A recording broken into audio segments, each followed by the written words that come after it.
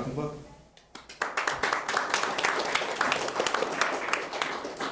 How did you get started in this? Like, what's your background? I mean, not that I think that everybody knows, but it's like we started talking about it a little bit on the way over here. Well, I mean, how far back do you want to go, right? Go back to your earliest game memory. The thing that like had the most, or the earliest game that you can remember playing. It's like asteroids in a 7-Eleven type of place. Really? You know, yeah. So like There was like an asteroids machine, there was a scramble machine, and like maybe even Lunar Lander or something really ancient like that. Did this like sort of influence your youth? I just love to play video games. Just pull the money out of your pocket. No, I mean, when you really love to play video games like that, of course it influences your youth. Like it's one of the things that you really enjoy doing, right? So whatever that means, and that was that must have been pretty young. That was like, I don't know, I'm going to say like 6 or 7 years old that time. And then when I was, I'm thinking when I was about 9, I was lucky enough to have a class in the 6th grade. No, I would have been 10. Class in the 6th grade that was like a programming class, right? And we used BASIC, and it was on a Commodore VIC-20, which if anybody knows what that is, it had 4 kilobytes of memory, which was awesome. And I just loved it as soon as I was doing that. And things went from there. And I was always doing little hobbyist stuff that kind of tended to be a little bit gamey, but never anything quite real until about the time I was in college. Because back then it was hard to learn this stuff. You know, you didn't really have the internet where you could ask questions or look things up. You basically had to get it from books. And the books were hard to find, and even like knowing what the right book was hard to find because none of your friends would know.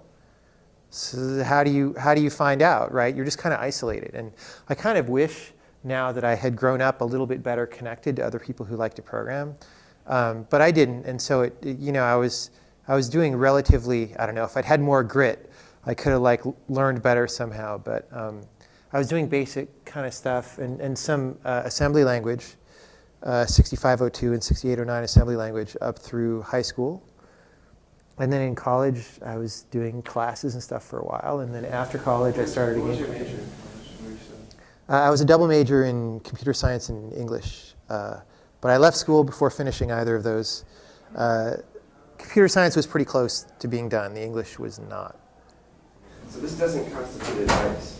Yes. So, but one of the things that you said on the way over here was that you thought you got everything out of it, to the degree that it was like, it felt like it was just like sort of dragging on at that point in time. Well, for me, as an undergraduate, it was dragging on because I'd taken a bunch of graduate classes and, graduate school, at least up there at Berkeley, and at least at this time, which was 1992, 93, the classes were a little bit token. It's like, the professors in there, they kind of give you the material, they kind of talk about the stuff, but it's really a self-guided thing. Like you pretty much have to take it upon yourself to learn the things and do the work and really understand the material and whatever. So it's almost, it's halfway between an undergraduate class and like a job. And that actually appealed to me more because I'm a very self-directed person. But in school, I was very self-directed toward doing my own projects, So that's what I actually spent the majority of my time doing is, like I liked writing compilers. That was sort of my thing. I probably wrote depending on how you count and like what counts, I probably wrote between 9 and 12 compilers for little languages or interpreters really, most of the time. Sometimes they would compile the bytecode and interpret the bytecode. So when you left, what motivated you to leave, or is that not have anything to do with? Well, I have this thing in my personality where the way I understand it now is that in order to really spend a lot of my time and attention on something, I have to believe that it's the best thing for me to be doing, right?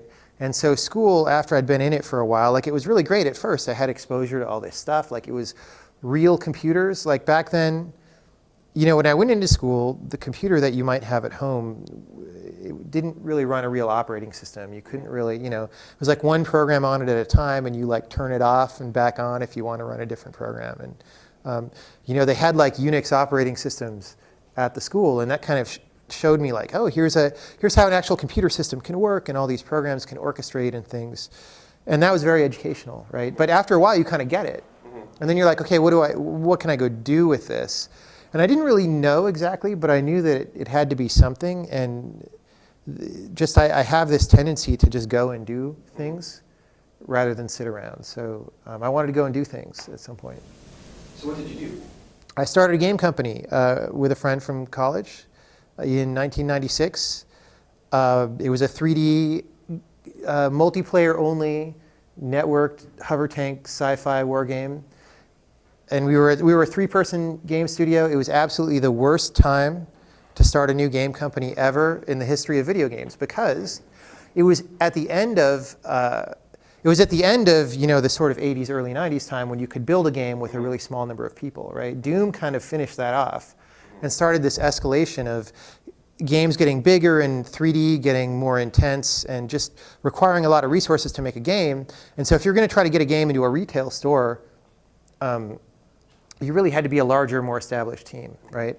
Meanwhile, nobody was really buying games over the internet yet, right? So the business model that we were trying to do was like an online-only, like the game is part of a package with some other games, and there's some company that maybe you subscribe to the way you might subscribe to cable or something, right? For $15 a month, and then you get to play all these games really fast over your 9600 baud modem, which is what most people had at the time, right? And that whole business model didn't really work that well. But we did that company for about 4 years. Okay. Yeah. It was very intense, though. Are there any artifacts from that? Because you said it was entirely online. I'm just wondering if... The game was actually running until very recently, but I don't think it's running anymore. If you search the internet, you might find trivia about it. This is a bunch of names. I don't want to go into it. You can look it up.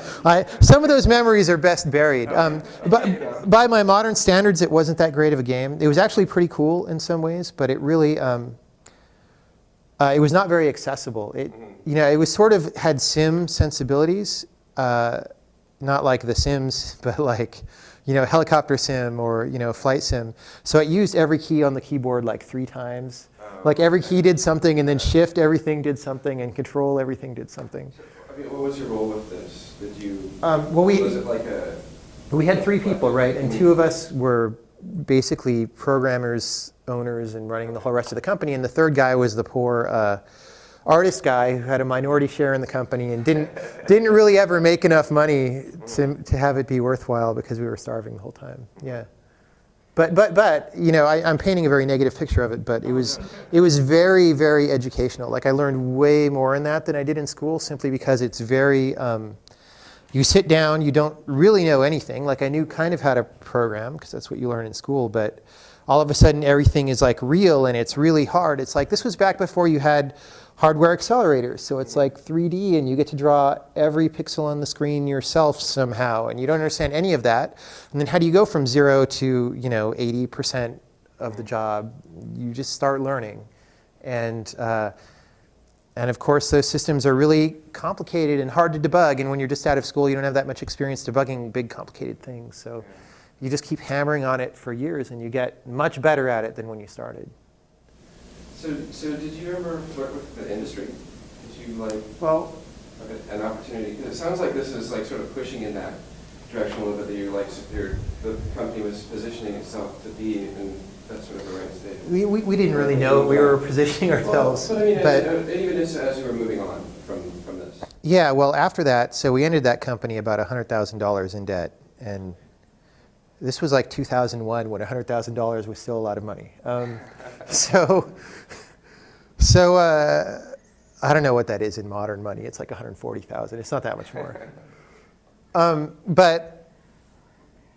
that was all in credit card debt. So I started doing consulting at other game companies to help pay that off. So I did some stuff at Oddworld Inhabitants, if any of you guys know who they are, and I did some stuff at Ion Storm Austin, if any of you guys know who they are, and various other places. Some of which went well and some of which did not go well because yeah, I don't know. When you say consulting, it's like there's a picture that comes up in my mind, but I'm pretty sure it's totally inaccurate. Is it like just sort of like they hire you, you come in and you do programming, or yeah? Well, it would really depend. Or? No, usually programming. I mean, I was basically a programmer still at that point. Like I'd done game design in that first company, but it was really what I did 99% of the time was hardcore, like sit down and program. And so that's what I would do. And what would happen is, companies would be like, oh, we have to release our game in 5 months, and we're not going to make it. And we need somebody who can just jump in and doesn't need a lot of ramp up time and can start doing things, right? Or we have a demo at a trade show that we need to do. And so that happens pretty often, and at least it did back then. And what would need to get done depends very heavily on what game it is, So take us up through like, the first demo of Braid. Like, it seems like you managed to maybe get yourself out of debt and had a little bit of resources at that point. Oh, I had a bunch in the bank when I started Braid. Okay. I don't know exactly how much because I hadn't paid taxes in a couple of years. This is not advice. You should pay taxes. No, I mean it's going to sound like a lot, right? But I had like probably $220,000 in the bank at some point. But I knew that a lot of that was to go to taxes as soon as I got around to filing it, right? So it was an unknown amount, but I knew it was enough to go do some things, right? So I was like, okay, I'm going to do an independent game. And I should mention that all this time back then when I was doing consulting between 2000 and 2005, so I was doing consulting sometimes. I was writing a column for a programming column for a magazine, and just doing other random stuff, making little games that I thought was my independent game that I was going to publish and be a real game, but I never got any of them done. And the thing is that they were usually, because I was still mainly a programmer at that time, they were mainly motivated by like high-end programmer type of things. Like, I'm going to solve this really hard technical problem and build a game around it, and it's going to be so awesome that this thing gets solved, right? And ambitious programmers being what they are, or at least in my case, those things that I picked were really a little too hard for me to solve, always, right? And I would kind of be able to solve them, but there's a difference between having something kind of solved and having it so solved that it's robust and you can count on it 100% and you can build a game on it and the game is going to be playable, right? And I never got to that latter phase with this technical experimentation kind of stuff. So when 2005 came around, I was like, okay, I've got some money in the bank. It's enough to live for some time and maybe pay some people to help me and stuff. And I'm going to make a game that is technically simple, right? So I'm not going to get roadblocked by any of this technical stuff. It's going to be 2D, even though everything in my career I've done till now is 3D. I'm dropping back to 2D because 2D is easy.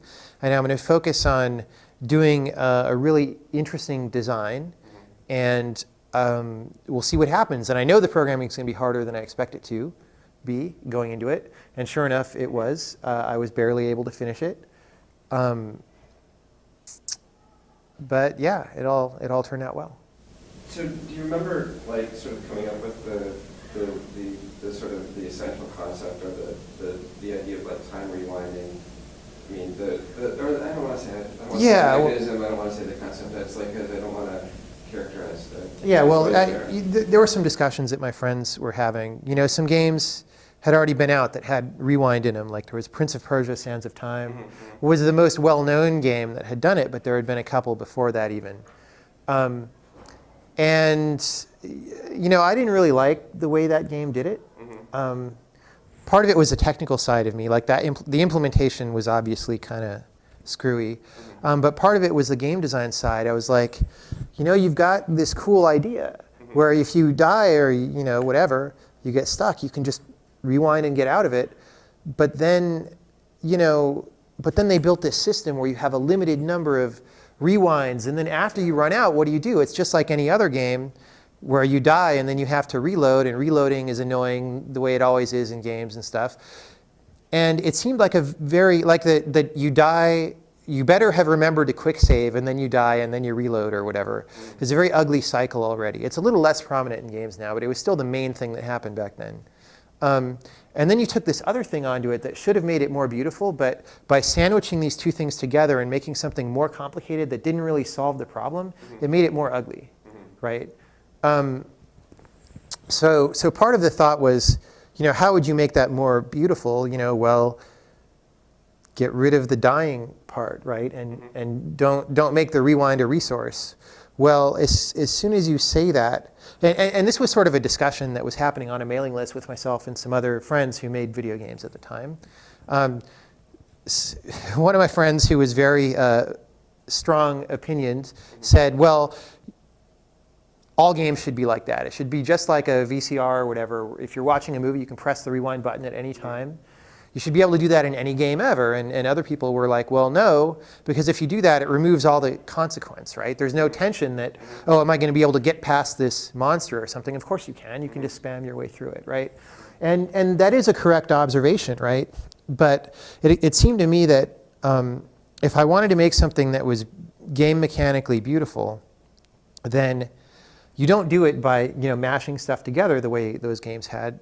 But the key thing I decided was just to have faith. I'm going to do what my friend thinks is a good idea and make rewind completely unlimited. Brian Moriarty, who's a game designer going back to the 80s, also, he has a lecture called The Secret of Psalm 46, which I consider one of the best game design lectures ever made. And he has also this point in that lecture about how the best things in the world are generous, right? They're not jealously restricted and doling things out to you at a tiny pace to make you want them.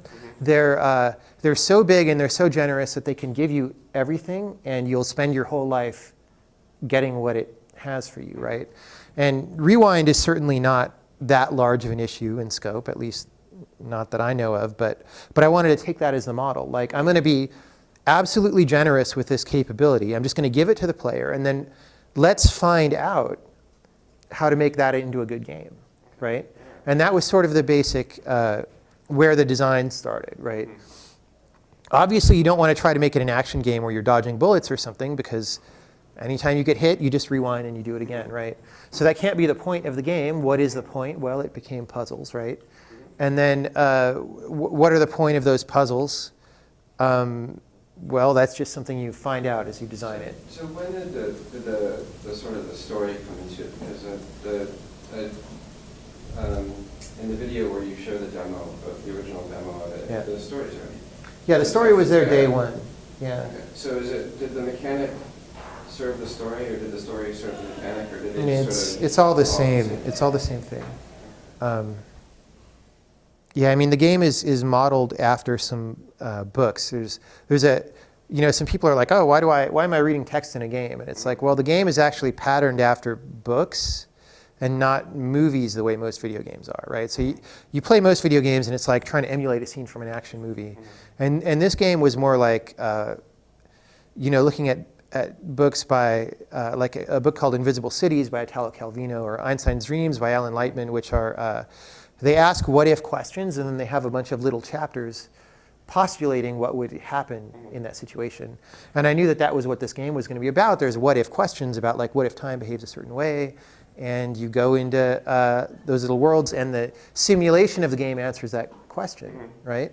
So that immediately brought to mind those books and that framework, and I wanted to build the game into that framework. Okay. I'm sorry, I'm going to go to my notes here. So the original game took 8 days? Yeah, something like that. And then the development took 3 years? Something like that, yeah. And the development, it sounds like you came up to a deadline with it. Maybe not a hard deadline, but there was. At some point, things have to get done. Yeah. I did run out of money and borrowed some money from a friend. I also did some more contracting at some point so there was that. But I could have gone longer on the game, but at some point you really have to get it done and get it out there. In a weird position for releasing it as well. No, no, well, there's that. There's market timing kinds of issues, but the real issue was, this may be hard to understand if you've never worked on anything this hard for this long that has no external validation whatsoever, but I couldn't work on it anymore. Like, I knew that if I didn't finish it, like I would just have to drop it for 6 months or a year and not be able to work on it. And in fact, after I released it, the PC version is basically, I had contractual reasons why I couldn't release the PC version for a certain time, but it took longer than it should have just because I couldn't bring myself to work on the game. I couldn't open it up and type anything in. Because there are psychological protection mechanisms that people have, right? When whatever part of your mind looks at the course of your life and says, you're putting so much into this thing and you're not getting anything back from it, right? Regardless of what you intellectually think or intellectually expect, there are mechanisms that kick in to try to change that, right? Yeah. And depression is kind of one of those, right? Or, this wasn't exactly depression, but like just, I can't do it. I can't bring myself to do this activity that I ostensibly enjoy and work on this thing that ostensibly is what I would most like to do with my life, right? People are complicated. And that was very clearly happening. So I needed to get it done. But thankfully it was very much in the zone where I was happy with it. Like what I ended up with was much better in every way than what I originally would have expected. So that was great. And then it was just like, well, how much further can we push it in this territory that's already beyond our greatest hopes? And then at some point it's like, okay, it's not perfect, but let's get it out there. Yeah, so this was like a real small, I don't want to say small team, it was you and the artist, right? Yeah, well, so when it started, it was just me. And David Hellman, who's the main artist for the game, came on, I'm going to say, a little more than a year after development started. Maybe like a year and no, it was longer. It was like a year and a half to a year and 3/4. And he was on it for more than a year, probably like almost a year and a half. Not really full time, but like half time to 3/4, depending on how much we needed to do. And then there were some other people who helped out a bit, like doing sound or additional programming help and stuff like that. It's all in the credits. Okay. So the other question I had about development was like was issues dealing with like the Xbox and Xbox Live. Yeah, don't do it if you can help it. Because well, it's like what is the toolkit, the XNA? No, we don't. Well, so almost no. Okay, let's get this straight right now. So Microsoft markets XNA very heavily to people as a thing, but like almost no professional game developer uses XNA for a lot of reasons. Okay, it's mostly a hobbyist thing. You can, if you there's a Microsoft or Xbox Live independent games channel where things have to be in XNA, right? But aside from that, almost nothing on the Xbox 360 uses XNA in any way. On Xbox Live Arcade, there's the dishwasher games, and I think that might be it. There might be one or two out of hundreds of Live Arcade games. Most of them are in straight C++. So just be aware that that's the case. So that's kind of like a side question then, because this is the Game Development Club. Yeah. I mean, what's the toolkit that you would recommend then? Well, it's always like people who are trying to, I don't want to say as much like break into it, but who are like developing projects that actually have. Well, here's the thing: is if you're starting out, right? If you're not an experienced game developer who's made a game that someone would be willing to pay for on the internet, right? Then don't try to go on a console first, because it's very complicated. There's a lot of, and it's complicated in ways that have nothing to do with your actual game, which is the frustrating part, right? The way this is complicated is complying with all these rules, a lot of which are like broken workarounds to like they didn't fix their bugs in their SDK, so like you have to deal with it, and it's just, it's terrible. And especially, it's not so terrible for a larger game company, like somebody like, Valve or Bungie, right? has a lot of programmers, and so that load can be divided, right? But when this is my game, it's me passing Xbox 360 technical requirements check. So you don't think it's even worth it to get through it once? No, because you can't get through it once without experience. You literally, if you can't, so it is easier to make a game that you release on Steam that people will pay $5 for. That whole thing is easier than writing a Hello World program that passes Xbox 360 technical requirements check. Okay? So that sounds like good advice.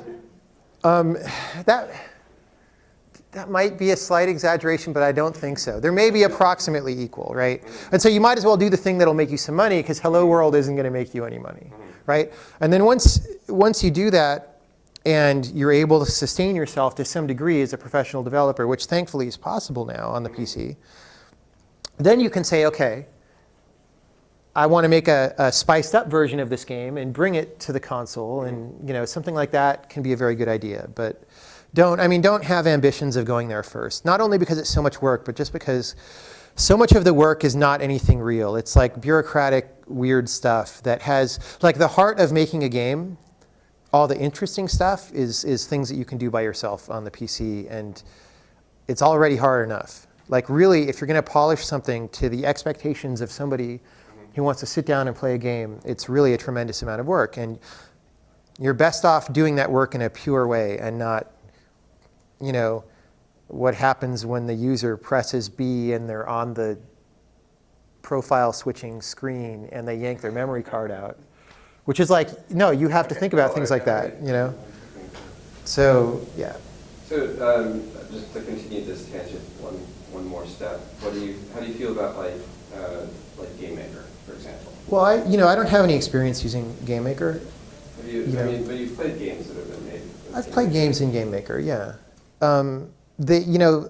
As with anything, they vary in their degree of polish, right? But some games seem pretty polished.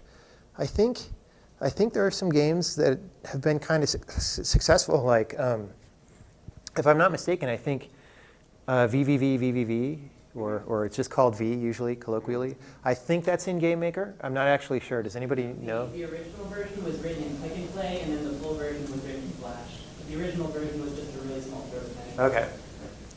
But so there are games that get out there that are written in these tools. You're at an advantage. So the thing about all of that is you're at an advantage early in the creation process, and you're at a disadvantage later, right? The advantage is it's very easy to get something up and running quickly, right?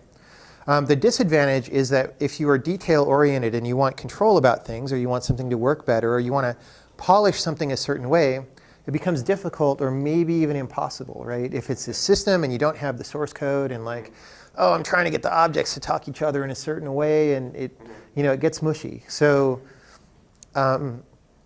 if you were going to try to ship a robust commercial game that has a high degree of good game feel, right, like how it feels to play, I don't know that I would recommend those systems. But if you're learning or you're doing your first couple of games, they're probably pretty good, But that said, I don't use any of those because we didn't really have anything worth using like that when I got into professional game programming. So I just have my code, or it started as the code from that first company, and then we each kind of went our separate ways and gave each other rights to all the code, and then I kind of built on that over the years, and then now it's being built on by other people besides me, but I'm very familiar with it, and it's this big library of code that does stuff in C++ that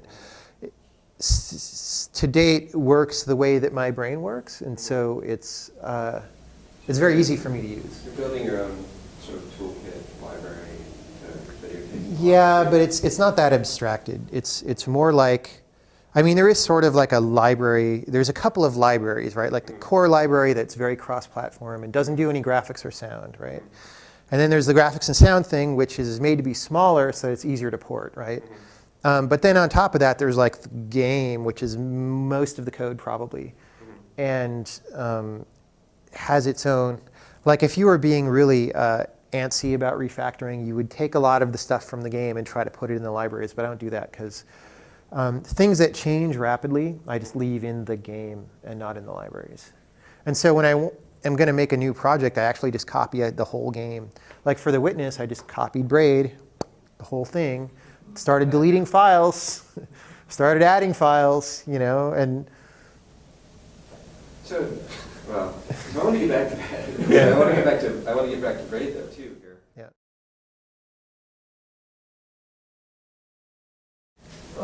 One thing I was meaning to ask was, you talked about how your first foray into the game design world was with the company that you started. Yeah. And then when you got some more resources. Not 100% true, but yeah. Oh, okay. And then, well, when you started to get more resources again, you made Braid, which was sort of like a big independent thing. Was there a reason why you decided to do this more under the independent label than with like putting that resources into starting a company maybe and doing Braid with the company? Well, that's basically what I was doing. Like, there's no, especially in 2005 when I started this, there wasn't even that much of an idea of like an independent scene or anything. There sort of was like the Independent Games Festival had existed, right? But it wasn't a coherent thing to the degree that it is now. And basically that's what I'm doing is I said, okay, I'm going to start a game company. It's just me, because I don't really have enough money. Like paying somebody's salary for a couple years who's a professional game programmer, plus health insurance and stuff, that's, if you pay them poorly, that's still like in the neighborhood of $200,000. It takes some serious money to do that. So you either have to start a studio with somebody who's a co-owner and who isn't really getting paid and who you both have a stake in it, right? Or you do it by yourself. And I knew that this was a creative thing that I wanted to do. I wanted it to be my idea. And so, starting something with somebody was just out of the question at that point. And plus, I'd already done that. And I wanted to do something different this time. Right. Sort of like moving along in that learning cycle. You've done it, and so you like create something new. Yeah, and also, if, like I had this idea for this game, and if you're thinking about how am I going to go make this thing a reality, it's like, yeah, you can try to bring someone on as a partner to help, but if you've already had the full idea, what is there for them to do aside from program? And then they're kind of taking orders from you, which is not good chemistry for people who are supposed to be equal partners or anything, And Maybe come up on email. yeah, Yes. yeah. So this is from Mark, who's sitting in front row there. The flow of Braid is unique and in no small part due to the design details that went into it. So you've talked before about how you want to respect the player's time in a game. And there are several levels of the game, and several levels of the game puzzle. Several puzzles were simplified to do this. Let's see, what is it? Clearly explaining concepts that they're based on. I'd like to know if there are other driving design philosophies that you have, either that are present in Braid, or that you bring with you to other projects, like the new project. Driving design principles. Yeah. Well, so respecting the player's time is always important, right? And that still stands counter to the way most games are made, right? The way most games are made is like, we need to have 8 hours of gameplay, or we need to have 20 hours of gameplay, and let's fill it up. And then you try to make sure that the stuff you fill it up with is, as good as you can, but still, there's a we're delivering quantity kind of thing that large studios do, right? And so definitely I'm doing the opposite always, right? I'm trying to deliver the shortest thing that I can without cutting things that are necessary, right? Even if they're kind of good, if they're not as good as the best things, I'm going to cut them, and unless they leave then a hole, right, in the thing. So with The Witness, it's going to be a much longer game than Braid. So Braid is probably 5 hours on average, maybe 6 or 7 for people who don't play that many puzzle games.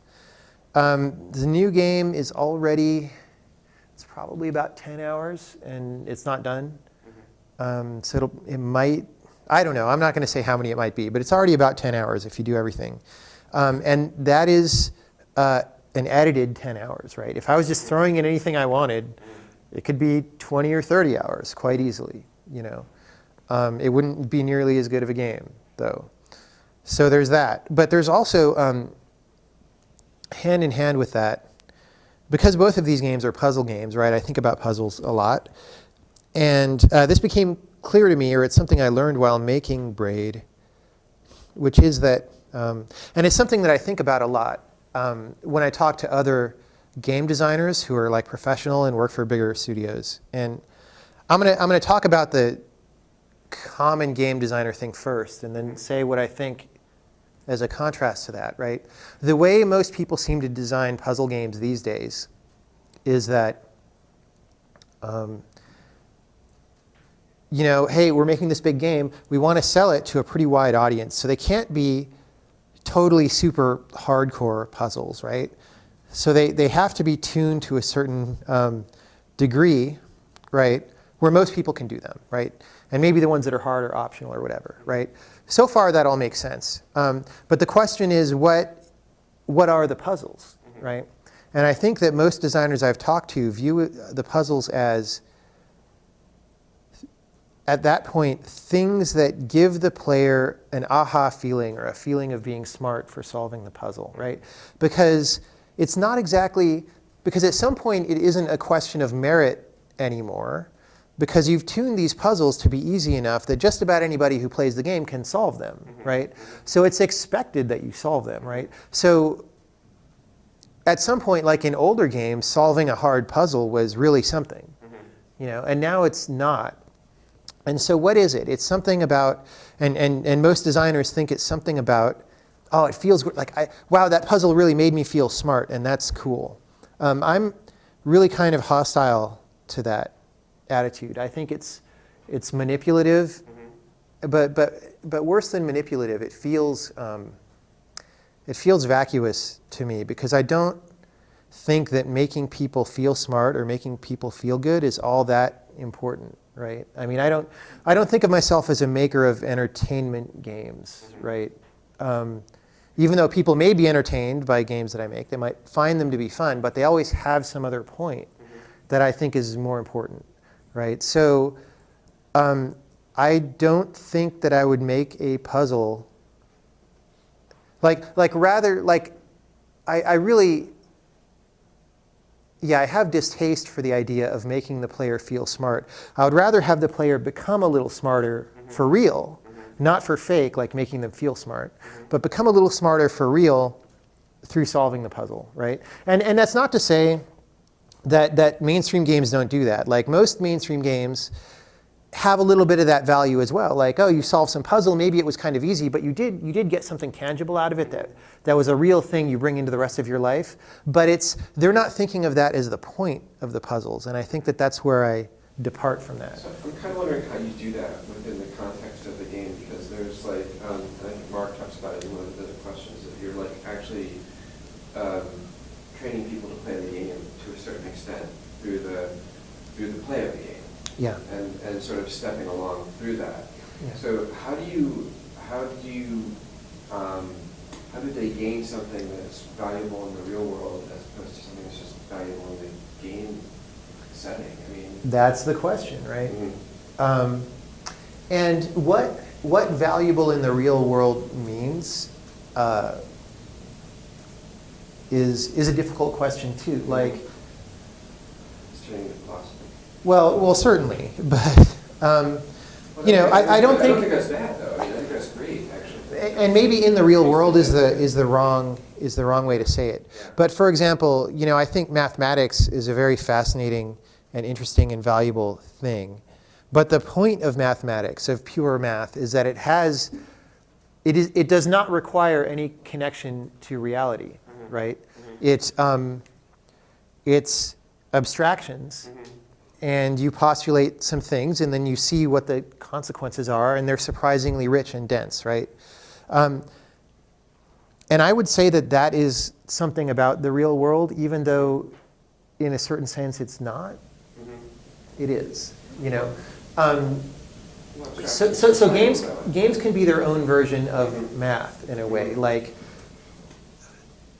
you know, this is another stupid example, but like a simple game like Pac-Man, right? This is I'm really hard pressed to find something like this about Pac-Man, but you could imagine that there's something about the way the ghosts behave that's like interesting, and that you're supposed to understand as a player, and be interested in and observe, right? And if you were the designer, you could put that in. You could be like, I'm going to set up the ghost behavior so that these ghosts, and actually it's true that the 4 ghosts in Pac-Man have different algorithms driving them, right? But it's not really observable through play, or at least most players don't see it. But you could do something like that as a designer and have that be your intention, right? Like, I'm going to make these ghosts behave in a way that really gives the player some ideas, right? As opposed to, I'm going to make these ghosts be really tricky and hard to run away from. Yeah. Right? It's very different kinds of goals.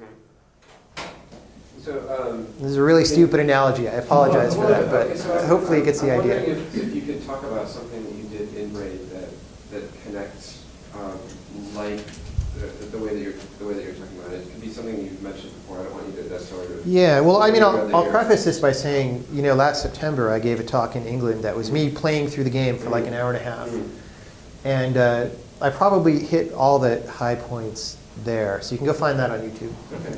But something that I did in the game that something that even something that still sticks with you, like really as being salient. Well, so everything in Braid is that way, like all the puzzles, because that was the point of the game, right? It was, you go into a world and there's certain rules set up and they're different, right? The first time you walk into world 5, you don't know how time behaves in that world exactly. You probably know it has something to do with rewinding.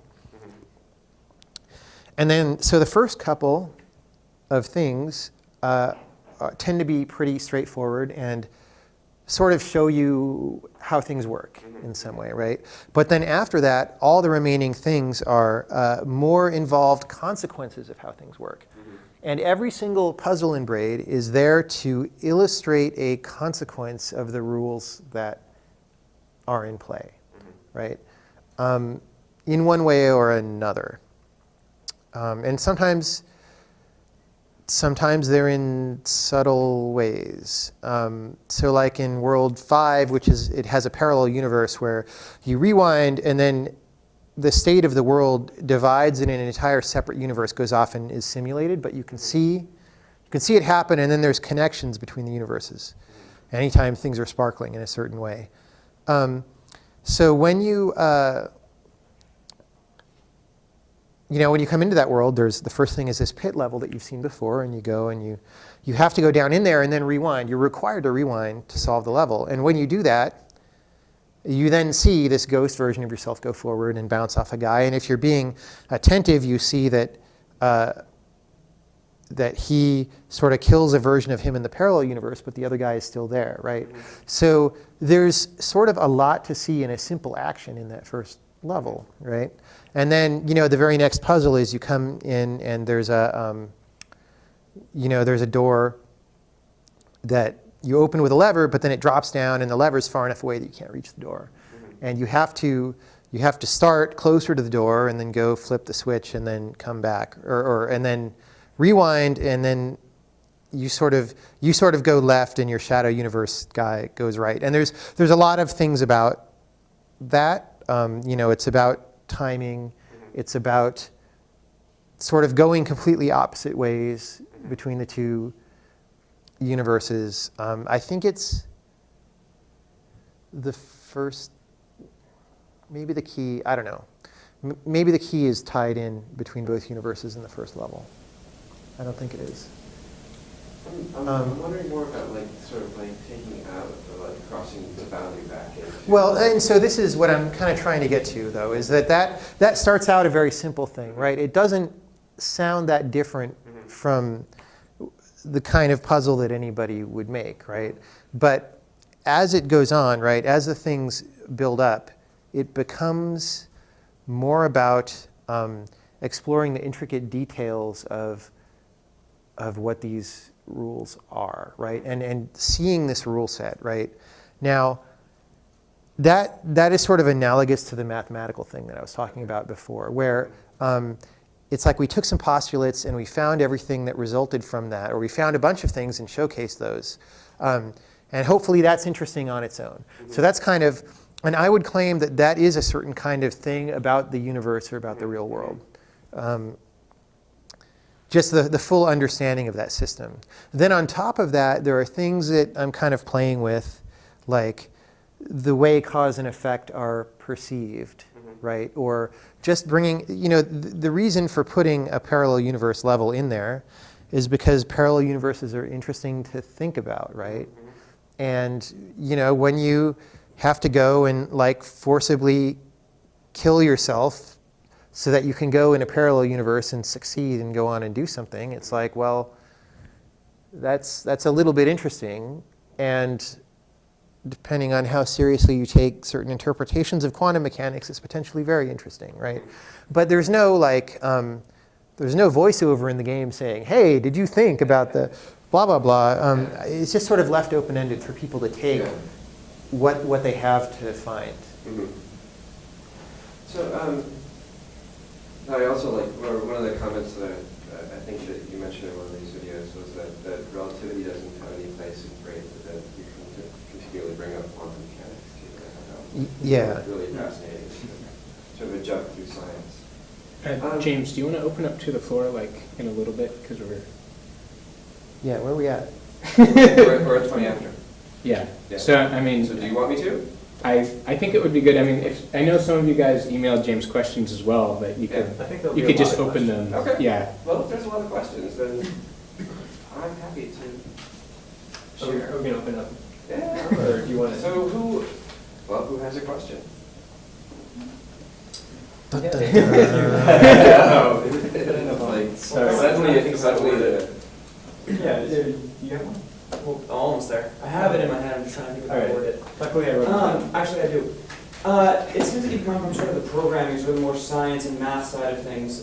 For some of us that have come from more of a creative sense of things, say coming up with more of the story of the concept, how could they get into how could they find themselves successfully applying themselves perhaps to a creative team that would Okay. pull something off? The number one thing to understand is that if you're in school and you're thinking like, I want to come up with the designs of games or come up with the ideas, and you want to go into the game industry, whether independently or at a big company, the number one thing to realize, and this is the most harsh way to say it, but I'm going to say it in the most harsh way possible, simply to get the point across, is that you actually, if that's what you're doing, you actually have no marketable skills pertaining to video game creation, right?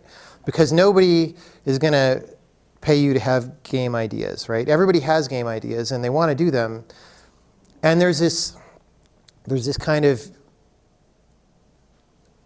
oscillation that happens where game ideas are worthless until you get really experienced, and then they're worth something, and then they become worthless again. I don't know. It's really execution. It's execution that matters, and execution means being able to program things that run, being able to build things that go on the screen, being able to make sound effects, not music, because everybody in the world thinks they're a game musician. I get so many, like whenever I post a job posting, I get, this is a little bit of an exaggeration, but I tend to get about as many applications from game musicians as people for the actual thing, right? And it's because everybody thinks they're a game musician. But the thing is that if you really want to have ideas for a game, or you really want to make good game music or whatever, there's a lot of subtle things to understand, right? The ideas for games that,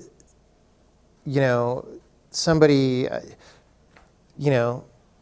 very obviously, the idea is if you go poll a bunch of 8-year-old kids and say, hey, what are your best ideas for video games, right? What you're going to get is not necessarily going to be the best video games. Maybe some of them would be awesome because they're not things that adults would think of, right? But I think, of course, nobody's ever done this experiment except Dave Perry. I think that you would find that most of them were not that interesting as games, right? And being in college, you're somewhere in the middle, right? Between that and like someone who's been working professionally on games for 20 years. And in some sense, that's a sweet spot because you haven't been indoctrinated into the game industry and don't have all these old bad ideas, and you can do something new and fresh. But in the process of doing something new and fresh, you got to be aware that you don't really, that the lack of experience can also be a serious problem, right? And you have to keep a constant eye out for what you might be missing. But anyway, if you have game ideas and you want to get them made, like say you had an idea for a game that would change the world and it would be awesome, the best way to get it made is to learn how to program and program it. And learning to program is really not that hard. You know, I mean, being a good programmer is kind of hard, but that's not even hard. All it takes is a lot of time. You know, and if you're frustrated at first because programming seems hard, you just put more time in, and it becomes easier. I don't know anybody who spent a lot of time programming who can't do it, you know. So it's, you know, I think in school it's more of a question of identity, like, oh, I'm not a technical person or I'm not a programmer. It's like, well, you're kind of living in a world that's swimming in computers now, way more so than I was in college, and so it feels even more like the right thing than it did then. Yeah, long-winded answer. I guess going to mine, Braid is kind of like recognized as being like a very, very beautiful game. Can you sort of discuss what your relationship with the artist was, and like how much of the visuals were they like allowed to go free on, and how much was actually like you very much guiding them? That actually varied a little bit over the course of the game. I had some high-level directives that I wanted, right, for sure. You know, like the general painterly-ish, watercolory style, that there was going to be a lot of particles and vagueness.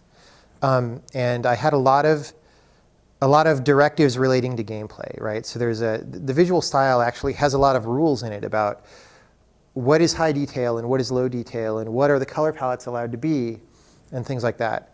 And not exactly what are the specific colors, but like the foreground palette has to be very different from the background palette, and the back, you know, whatever. There can't be eye-catchy things in the background.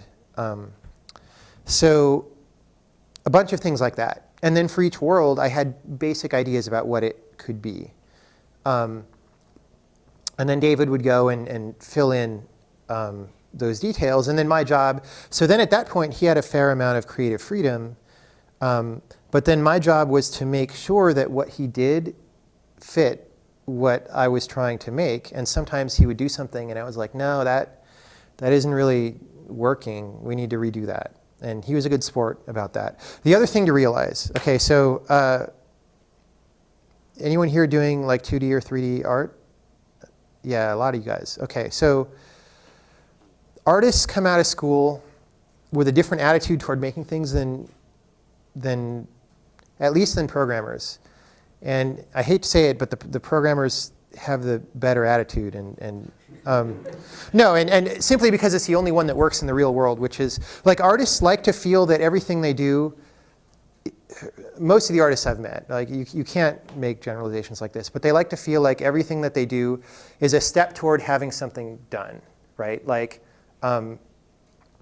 hey, I drew this thing and it's cool, and then I'll color it tomorrow or whatever, right? And then I built this picture and this one and this one, and they're all going in the game. And then if you ever tell them, no, we have to go remove all this from the game and redo it, a lot of people will get upset because they feel like you've destroyed their work.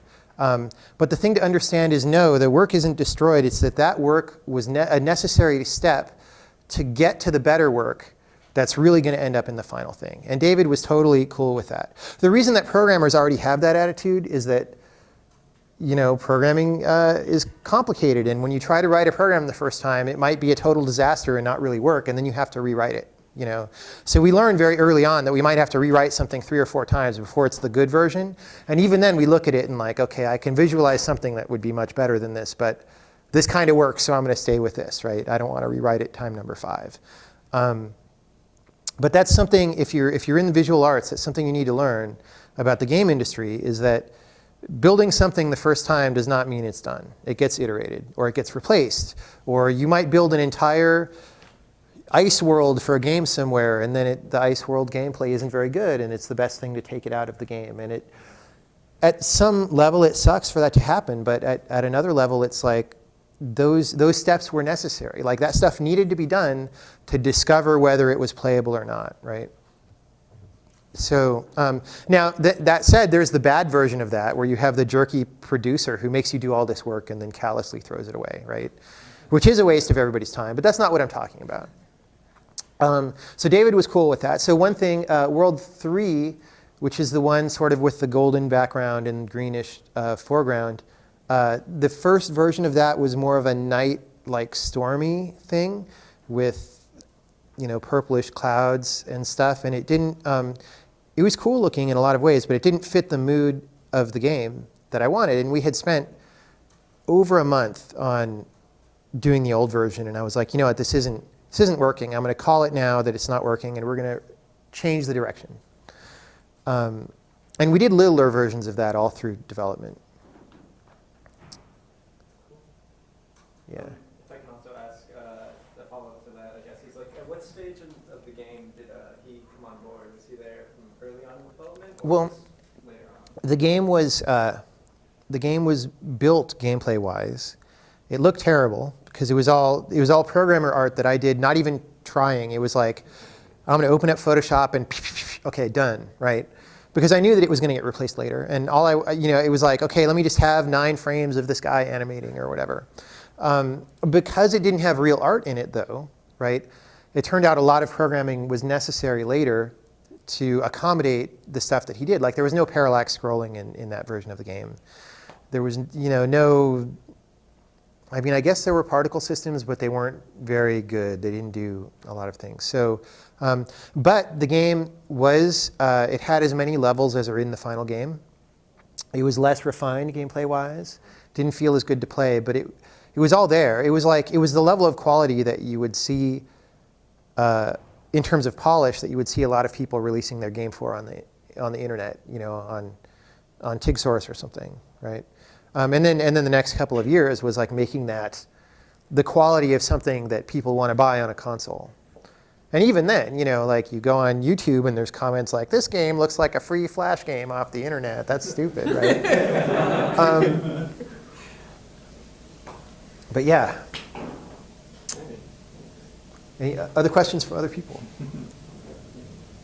I'd like to ask one if Sure. So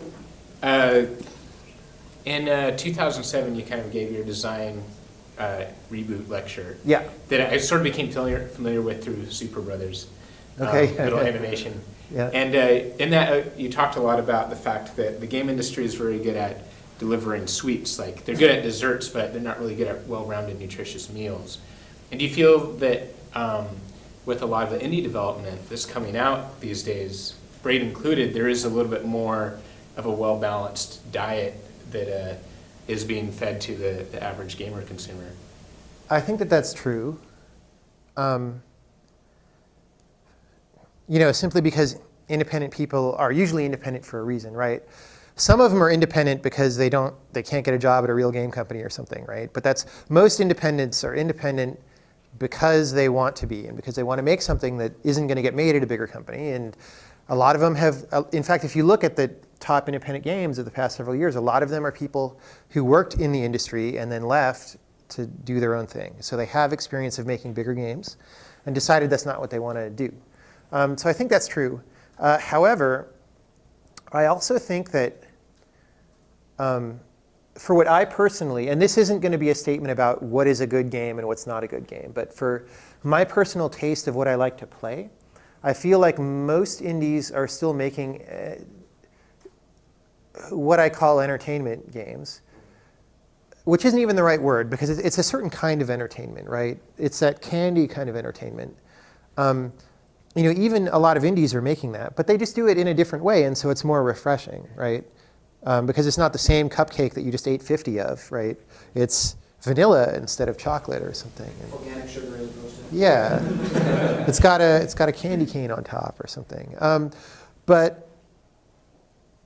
But yeah, so even a lot of indie games don't do it for me these days. Part of it is, I'm like 39, right? So I've played a lot of video games, and at some point it's a lot of video games, and you're just like, man, I don't want to play this game again, but they're trying to sell it to me with different different models for the main character or whatever. So that said, though, I'm glad that the independent scene exists, and I'm enjoying what's coming out of it, and I'm looking forward to seeing more.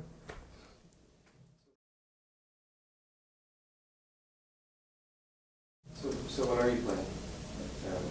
What is it that's got your interest? Well, so it's a funny thing. Like you said, what are you playing? Which kind of implies like a day-to-day kind of playing behavior. Like one might play an MMO or a long RPG, which I don't really do. Does that play style exist for you then? Not anymore, really. No? No, I mean, I play games What have you played recently? for a little bit. Well, I played Portal 2. Okay. Yeah, which is an interesting game. I'm going to refrain from talking about it because any time I say anything about a AAA game, just everybody gets mad. So I won't say anything about it. It's a good game. It's a good game, but it's very different from the Portal game that I would make, right? Of course, Valve's Portal game sells a lot more copies than the Portal game that I would make. So there's that too. I played Super Brothers Sword and Sorcery EP. That was cool. Very independent and very different from what most people would do, right? And that makes it a really nice experience.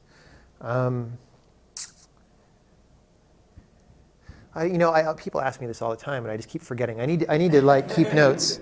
My favorite game that I'm waiting for that's not out yet. The answer to that hasn't changed in a couple years. It's Miegakure, which is a 4-dimensional puzzle game, where it's actually 4 spatial dimensions, and it's you push blocks around and stuff, and you solve puzzles, but you can it's cool, and it's very well designed, and it has that same kind of philosophy of these are the puzzles that have a point, right? And there's not pointless things in the game. And when he finishes it up, I'll be very happy because people will be able to play it. I don't know when that'll be. So one of the people who... We have a question back here. Yeah.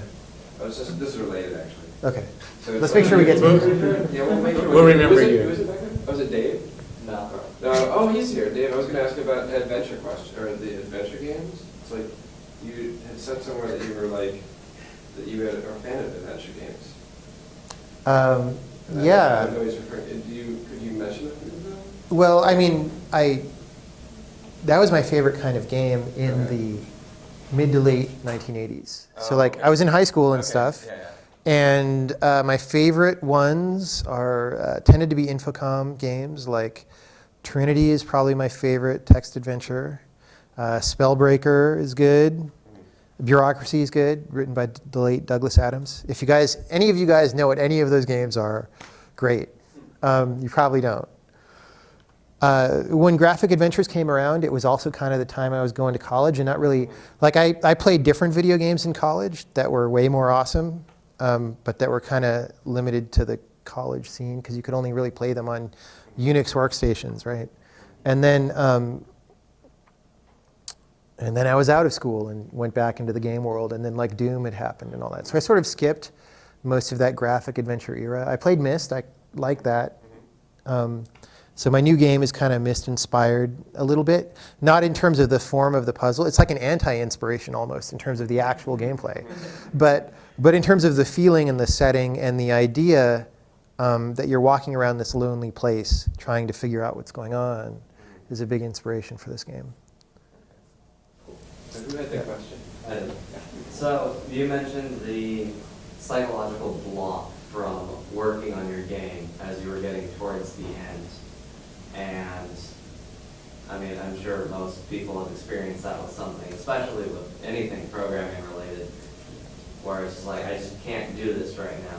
Closely related to that would be the stress of not knowing if there's actually going to be success at the end of it. And how did you manage that? And just the idea that I'm not going to get paid for anything I'm doing for 3 years, maybe. You just accept that that's reality. And different people have different personalities, right? So when NASA was recruiting astronauts, they would look for people who wouldn't go crazy being stuck in a metal tube for a week, by themselves or with 2 other people.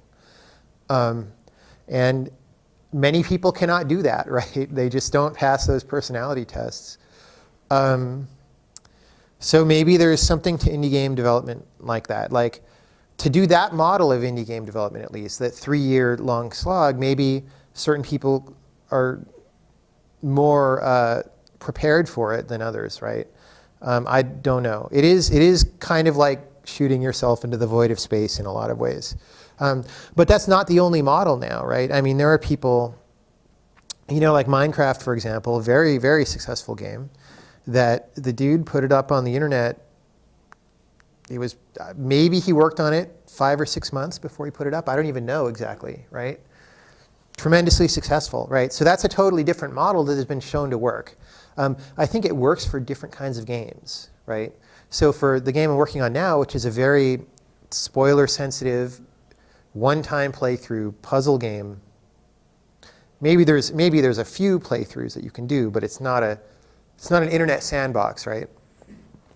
I don't think that kind of paid beta, release it and keep releasing update model will work, because people have already played 70% of the puzzles. Now you're giving them slightly more polished of the same things plus 5% more puzzles every time. They're just not going to be excited about that, But for certain kinds of games, it can be cool. So don't go feeling like that's the only way to do it. And in fact, Minecraft is almost kind of the old thing, right? Like, in a couple years, somebody will have figured out some other way to do it too, right? And the question is, what is that before it happens? I don't know. Sure. So is Minecraft candy? Well, that really depends on your opinion, right? I don't feel like it is, or at least not in the same way as AAA games, because Minecraft is not a pandering game, right? Like, it doesn't have a bunch of if statements in it to check if you're having fun and to change things, or whatever. Or like, the design of it is not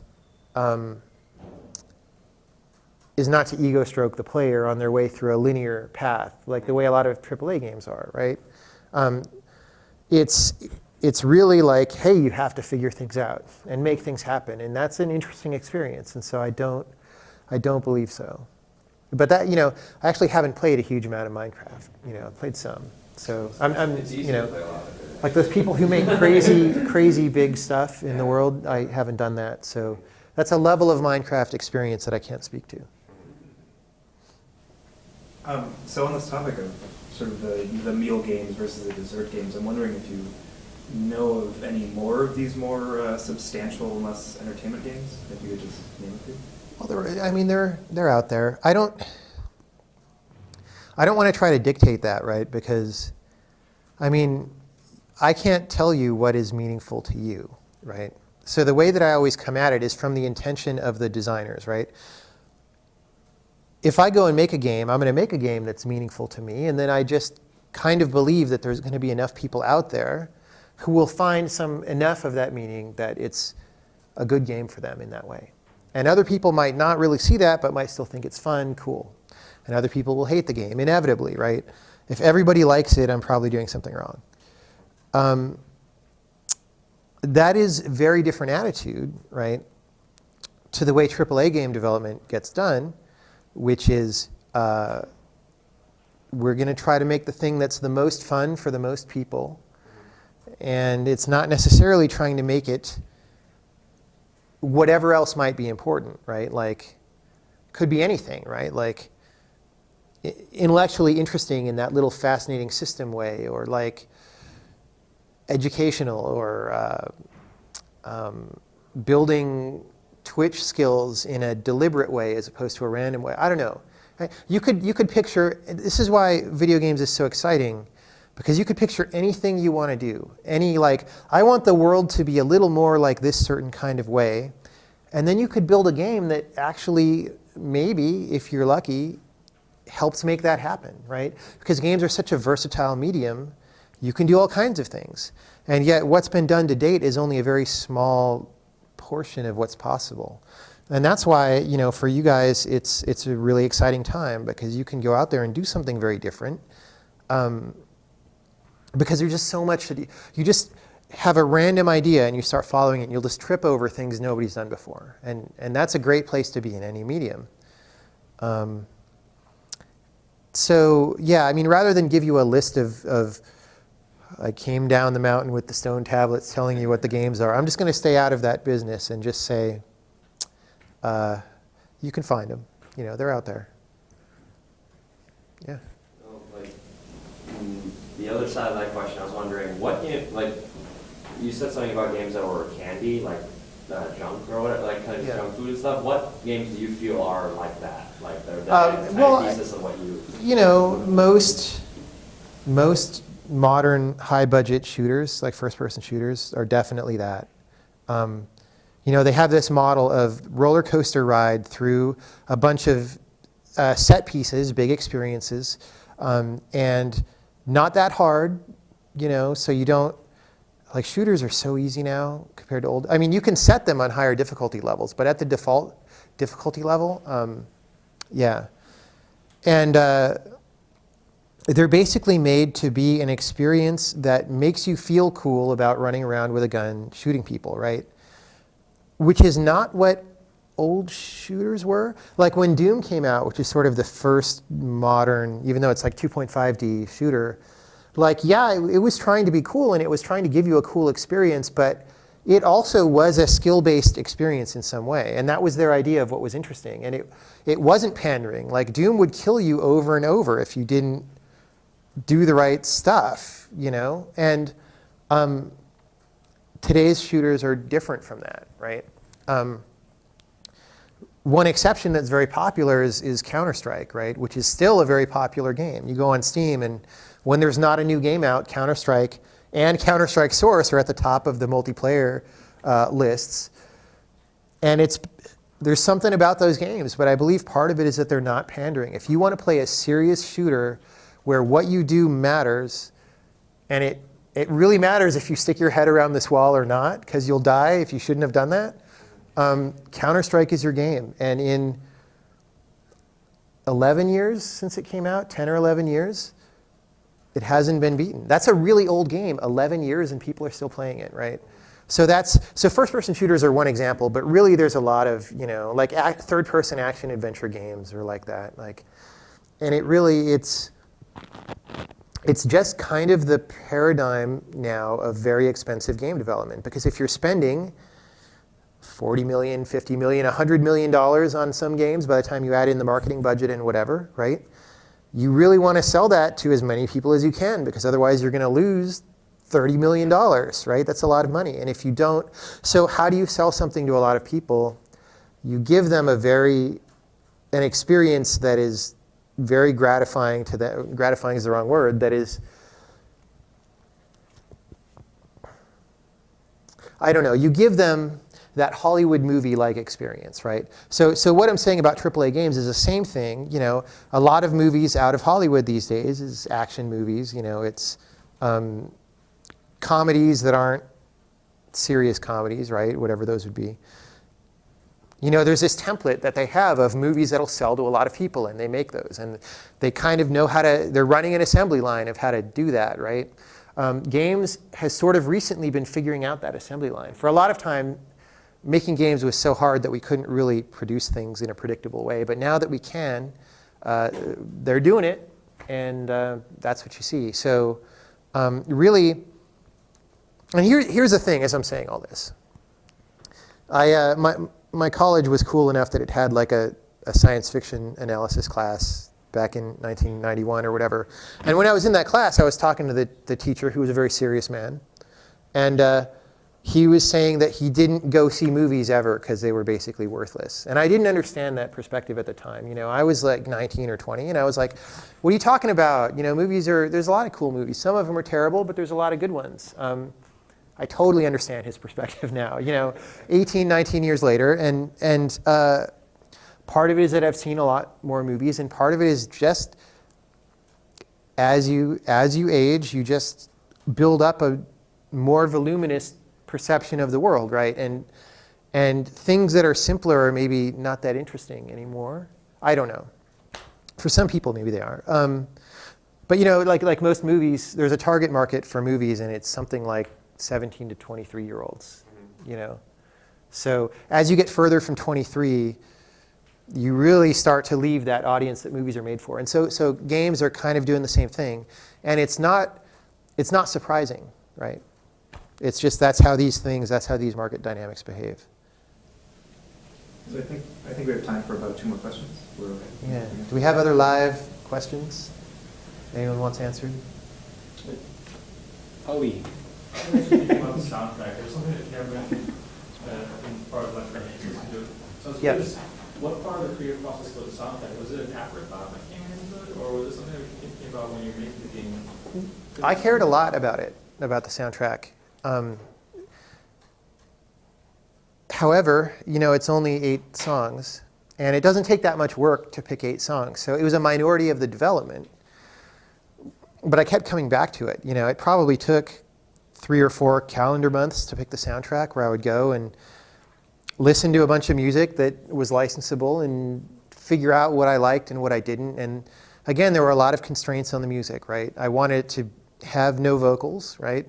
I wanted it to have a lot of string instruments and not a lot of percussion or noise or triangle waves, because string instruments sound very different going forward than backward, and so things would have a different texture.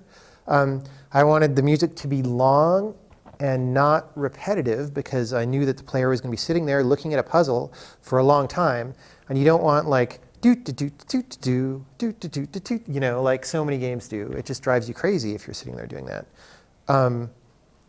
And it shouldn't be attention grabbing, because the focus is on the puzzle. So much music, especially music that's not written explicitly for games. Like I was licensing music, so this was all made already, right? A lot of music tries to be attention grabbing, like here comes the bridge and like bam, right? I wanted the opposite of that. But absolutely most of all, right, I was trying to make a game that was very emotional about what it was doing, and so that was my most important criterion for the music, is it had to be by people who really cared about the song that they were making, and where I could feel that there was emotion invested in this thing, right? And yeah, that's most of it, you know. And then that it's kind of mellow, mellow and thoughtful and pensive, and you mix all these things in a bucket, and you start looking for a while, and you find stuff, but it's a process. I was just listening to it as a soundtrack by itself, and it reminded me mostly of soundtracks you see in movies from period pieces and such. You know, that's what was coming to mind. And I was wondering if that's something that you were thinking about when you're developing that kind of aesthetic? Not so much, no. I mean, it was really mostly the things that I listed. Maybe that's happened to be my musical sensibility for this game, but for a different game, I would do something totally different. So whatever it was that caused that connection, that's what it was. One more? Yeah, over. Yeah, my question is not about the game. Earlier we talked about the player for the game, probably the target people is about 16 to 23. It might be true, but how about the game makers? And if the game maker, the key, I kind of just imagine if I'm 60 years old, I'm still making the games for 20 years people, how to should that gap? Yeah. And well, when we just grow older, so we still keep making games, and how do you think? Well, here's the thing, right? It's not just, like game designers aren't, especially if they're working for a big company, they're not necessarily making exactly the game that they want to make, right? They have to pick what they want to make that their company is going to support with $50 million, right, for a big game. I don't know of many older game designers who are still actively working. There are some, right? I'm not going to call them out because then I'm calling them old, right? But I know a few people who are at least 53, 54 who are actively making games, right? And of course their tastes are very different from someone who's 23 and wants to design a game.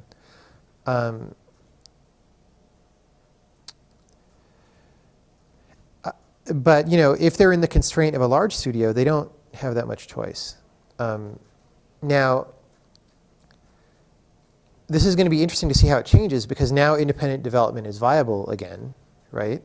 And if that continues to be true, it's not clear that it will be guaranteed. Like, independent development will probably be viable in the sense that you can build a game and get it to people on the internet. But whether you can make a living doing that, I don't know if that'll be true 5 years from now. Let's be optimistic and say that it is.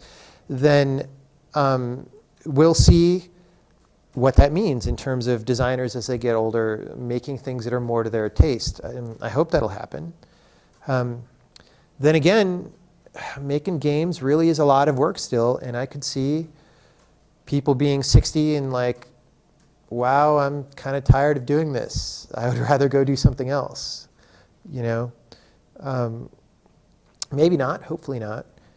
But even, I'm almost 40, and what I want to do is very different from what mainstream companies want to make, and so maybe that's a pretty good age to postulate. And I know a number of people in that age range who are independent developers, and we'll see how that comes out. So I don't think that it's like hopeless by any means. I'm just saying that when I talk about that being the target market, I'm saying for like the large money machine that wants its money back, that's the target market. Because that, I won't go any more into that. It's not that interesting of a subject, actually. That is, it's a new model, and I'm just kind of wondering what kind of lessons you've learned from, like, it's been open since January? Well, we started Indie Fund a year ago. We announced it more publicly, like we announced what games we were funding and things in March at the Game Developers Conference. But we've been running it for about a year. We have a lot of lessons we've learned of internal things that aren't that interesting, about how we personally like to run it and work with developers. In terms of larger scale lessons, we're going to have to wait till some of the Indie Fund games come out. None of them have been released yet. The first 1 or 2 will be out this year, though, later in the year. Yeah. Did you have one more, or? That's okay. I think we're at time. Okay. Well, I think we could do one more. Yeah. Okay. We got one way back here, though. Bonus round. Yeah. I've already asked some. It's not related to gaming at all, but as a programmer, as you started it, do you feel that after so much experience of game development and complex queries or complex problems that you've been solving in programming skills, do you think at this point in time, if you pick up another project in a corporate company, you would be able to apply those skills, like transition into a programmer focused to consumer products or services? Technical skills-wise, I probably could. Personality-wise, I couldn't, because I don't, I've been independent in one way or another for my whole career, right? And one reason for that is that I just don't enjoy that large company environment where you can't just make things happen, right? You have to have meetings, you have to coordinate with people, you have to do what somebody says, which is not necessarily what you think is right. And it's just, progress is slow in that kind of environment, right? I don't like slow progress. It does bring up an interesting thing, though, because I had a glimpse, actually in the 5 months before, I kind of left this out for expedience purposes, but in the 5 months before we started this first game company, I actually worked at a company that was still in business then called Silicon Graphics, which was a big deal back then. And they were making the set-top box, which was like a thing back then. And and it was this big thing, with them and Time Warner Cable and NTT Docomo or whatever they were called back then. And the idea was, hey, we'll have some video games on there. And I ported Doom to this set-top box. And so I got a taste of what that environment was like. And even that was a relatively non-bureaucratic tiger team, go for it kind of environment. And even that, it just wasn't for me. But it's brought up this interesting observation. I personally wish that I had spent more time programming when I was younger instead of goofing off. Simply because it's like compound interest, right? The better you get at programming, then the more you can do in a shorter amount of time, because there's fewer bugs, right, or whatever, or you get to the final design sooner. And because you did that sooner, then what you might have learned in 100 units of time, now you learned in 70 units of time, right? So you got better faster, which means that next time you get even better, even faster, right? And it's a high exponent in the beginning, and maybe it's not that high of an exponent later, but I mean, if you look at some of the best programmers in the game industry, possibly in the world, like John Carmack, right? That dude programmed a lot, and he types really fast, and he got started early, and you put all these things together, and putting aside the question of whether there's a natural talent component, which there probably is, right? But you'll find people who will argue with you about that. You know, he had the natural talent plus a lot of, he just likes programming and did a lot of it and got better faster than anyone else. And he's still better than anyone else, you know? So, and the reason I bring that up is because when you're doing an independent project on your own, you're free to do what you need to do as fast as you can do it. Pick problems that are as hard as you need them to be, right?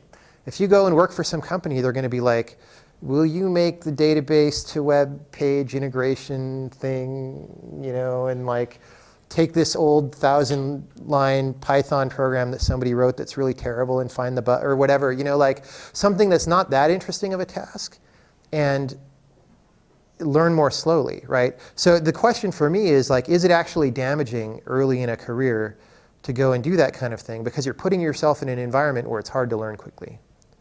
Maybe.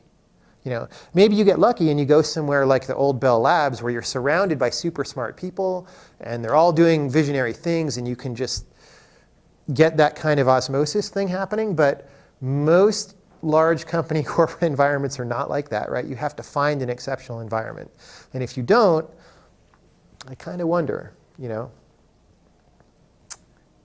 That was a long answer for the last question, sorry. Well, thank you. Thank you very much for having me. Thank you.